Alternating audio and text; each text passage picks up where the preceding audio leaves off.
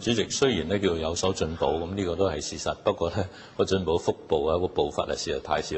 譬如你淨係講到咧，係而家70%嘅家庭咧，只係能夠取得係半額嘅津貼啫。咁即係大部分攞緊半額，少部分攞緊全額。咁而半額嗰度大家都知道有幾多錢嘅啫。咁所以希望係特首能夠正視呢個問題。我相信我嘅同事一定會同你大家商量下啦。不過我希望你知道咧，每一次做呢啲寬減或者我哋做呢個資助嘅時候咧，我哋都逐步嚟做，自己承擔得幾多可以做得到。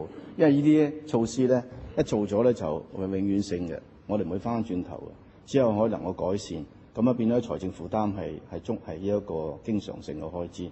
我希望能夠咧就係你理解到今次嘅津貼咧係比以往超過100%，408蚊超到1000蚊。咁所以咧，我覺得所有受惠嘅家庭都唔錯。我即係聽到接觸咁多次反應，尋日開始我聽到啲反應都係唔錯嘅。不過我同意你講，每一個政策都唔係全美嘅，我哋可以繼續商量啊。